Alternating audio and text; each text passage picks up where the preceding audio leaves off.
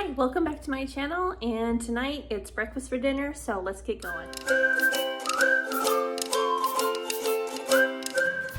Okay, so this is a recipe for biscuits. I saw it on TikTok and it caught my eye, so I really wanted to try it, and it's called 7-Up Biscuits.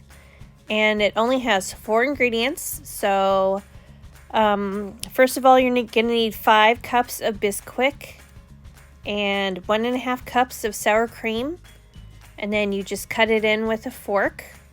But I did end up getting out my pastry cutter, and it was a little bit faster that way. And then 1 cup of 7-Up. This is a 0 sugar, and I think I want to try it with just a regular 7-Up next time and compare. But then you just mix up the 7-Up into the dough. And they turned out really good. And then you put a little bit more flour.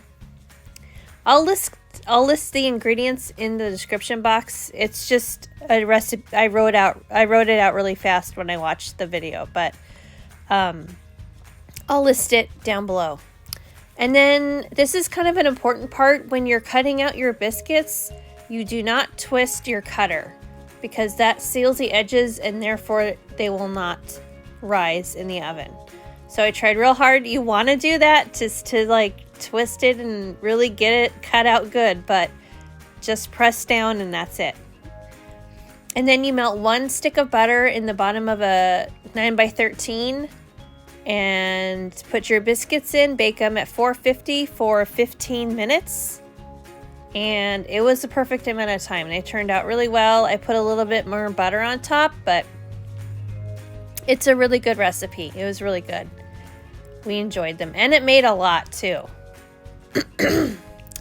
Okay, so along with the biscuits tonight, we're gonna have potatoes, hash browns, or is it called home fries when they're really big chunks of potato and they're cooked in a pan on a stove top, instead of roasting them? Isn't that home fries, I think? But anywho, that's what I'm going for tonight. I am just using my veggie cutter, and I'm using the large cutter to cut up my potatoes. I love this cutter. It works out really well, and it makes the job easy. And everything is just uniform size. It's so satisfying. So now I'm just putting in a bunch of neutral oil, and then I'm gonna season up my potatoes. Just use whatever seasoning you like to use. These are just the ones I pulled out of my pantry to use, but I like to use paprika, smoked paprika on my potatoes. It works out really well. And always have to have rosemary too. That's a must in my opinion. Oh yeah, I'm looking for the salt, I think. The regular salt, because potatoes can take a lot of seasoning. They really can. Oh, that was the pepper and black pepper. And then just throw it in your pan. Shake it up. So it's really important to have your potatoes in an even layer on the bottom. Press them down so that they all have good contact with the hot pan, and then put a lid on the pan so that they cook a little faster. And then here I'm browning up some breakfast sausage because I'm making classic sausage gravy. So back to the potatoes, stirring them around. You just have to babysit them and keep turning them and stirring them. Okay, now the sausage is browned. This is a recipe by Joanna Gaines, by the way. I have, I'll link it below. So after the sausage is browned, I have 6 tablespoons of butter here that I'm adding in with the leftover sausage grease because I didn't clean the pan out. So just flipping around my potatoes again here. You gotta babysit them. That's why I'm back and forth here. Back and forth. And this pan is not making me happy, man. I'm gonna switch it over in a minute. So then after the butter is all melted, then you add in 6 tablespoons of flour. And then whisk that around until it's smooth. The recipe says. Just like that. Okay. Perfect. We're there already. Now we have 2 cups of milk. You're supposed to add in a cup at a time. That's what I'm trying to show you there. Okay. So I'm stirring in 1 cup first. Very good.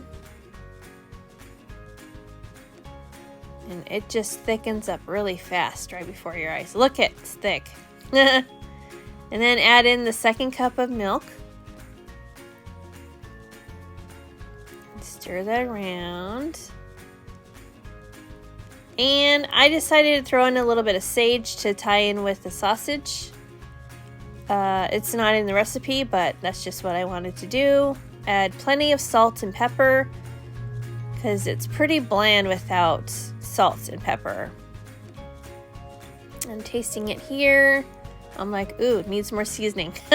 So I put in more salt. And I like to put in Worcestershire sauce in my gravies and stuff. So I put that in. It's not in the recipe, but I just did that. And it turned, there you go. Perfect. Add the sausage back in and get out your biscuits and boom, it's dinner time. So, very good recipe. This is warm comfort food. So if you like this content, please subscribe, please. Give me a thumbs up. Tell your friends and neighbors about me, and I'll see you in the next one. Bye.